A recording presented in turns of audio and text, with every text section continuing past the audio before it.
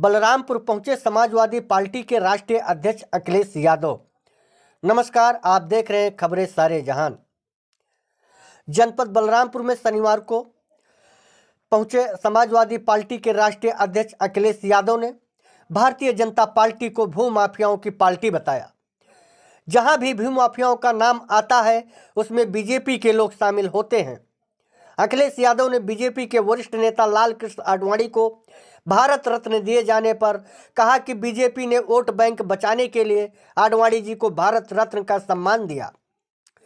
सपा अध्यक्ष अखिलेश यादव ने कहा कि भारत रत्न तो बड़ा सम्मान है, उसका सम्मान होना चाहिए, लेकिन यह सम्मान बीजेपी ने अपने वोट बैंक को बचाने के लिए दिया है।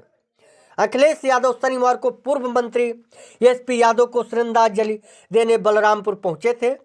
उन्होंने इंडिया गठबंधन में सीटों के बंटवारे को लेकर कहा कि सीटों के बंटवारे को लेकर जिस स्तर पर बात होनी चाहिए हो चुकी है, उनको जानकारी भी दी जा चुकी है। सीटों के बंटवारे को लेकर लगभग सहमति बन चुकी है। जीत और सीट के हिसाब से सीटों का बंटवारा होगा। उन्होंने कहा कि कांग्रेस आला कमान से उनकी बात हो चुकी है। सीटों के बंटवारे को लेकर कोई दुविधा नहीं है। उन्होंने राहुल गांधी की भारत जोड़ो यात्रा में शामिल होने को लेकर कहा कि अभी तक उनको न्योता नहीं मिला है। कई बार ऐसा हुआ है कि कार्यक्रम खत्म होने पर उनको बुलाया गया है। उन्होंने नीतीश कुमार के एनडीए में शामिल होने पर कहा कि बीजेपी ने जाने कौन सा जादू कर दिया है कि वो एनडीए में शामिल हो गए। अखिलेश यादव ने कहा कि जातीय जनगणना का मुद्दा खत्म नहीं होगा, बल्कि समाजवादी पार्टी इसे आगे बढ़ाएगी। बाबा साहब अंबेडकर चाहते थे कि लोगों को उनकी आबादी के हिसाब से सम्मान मिले। उन्होंने कहा कि पीडीए पिछड़ा दलित अल्पसंख्यक आगामी लोकसभा चुनाव में भारी बहुमत के साथ चुनाव जीतेगी। सपा प्रमुख ने कहा कि पीडीए में 90% आबादी है जो बीजेपी से दुखी है। यही पिछड़े दलित और अल्पसंख्यक मिलकर बीजेपी को हराएंगे। और बेरोजगार इजराइल जा रहे हैं, अग्निवीर सड़कों पर कपड़े उतारकर प्रदर्शन कर रहे हैं। यही लोग बीजेपी को सबक सिखाएंगे। वही गोंडा में अखिलेश बोले कि भाजपा की जीरो टॉलरेंस नीति फेल हो गई है। गोंडा में हाशिया लगाकर हुई लूट जीरो टॉलरेंस के जीरो होने का प्रमाण है।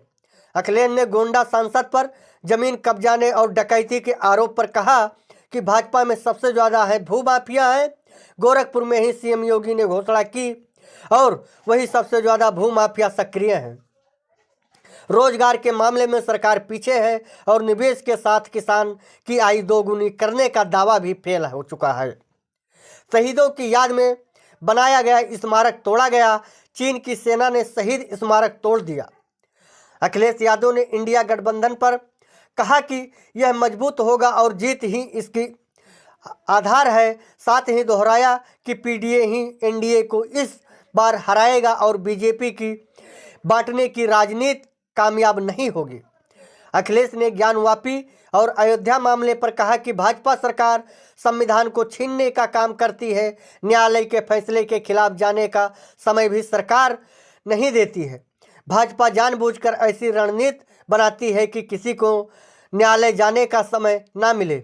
अखिलेश ने कहा कि इस चुनाव में भाजपा हटाओ, ईवीएम हटाओ, भाजपा हारेगी तो ईवीएम भी हटेगी। इसके बाद अखिलेश यादव बाराबंकी रवाना हो गए। इजराइल जा रहे हैं।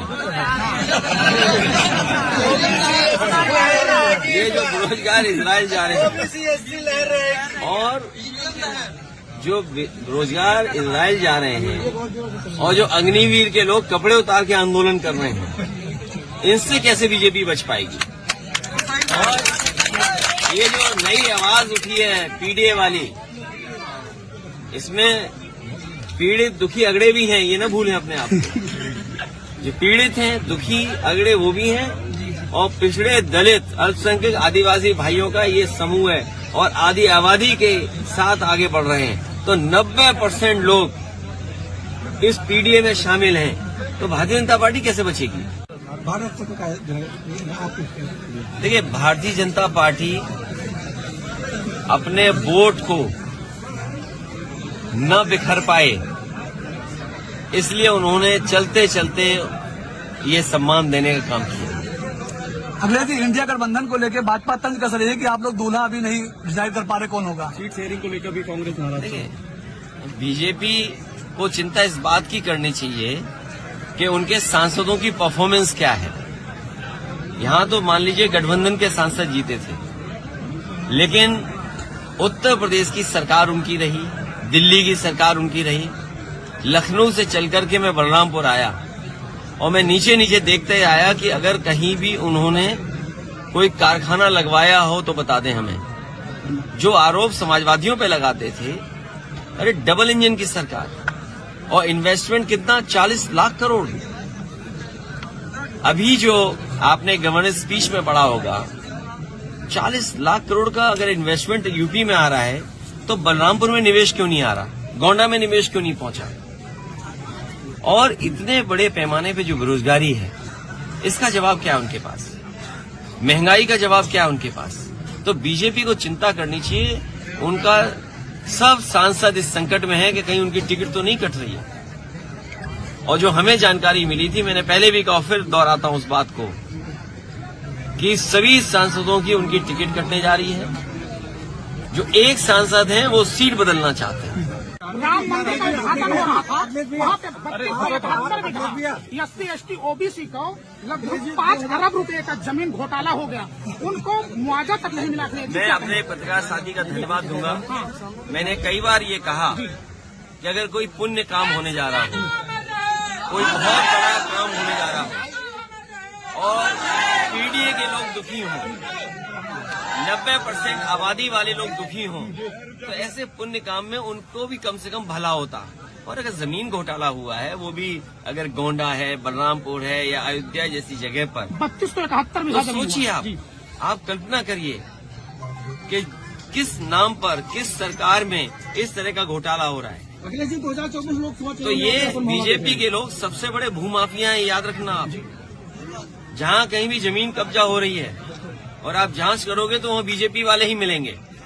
बीजेपी, भारतीय जनता पार्टी भू माफिया पार्टी बन गई है।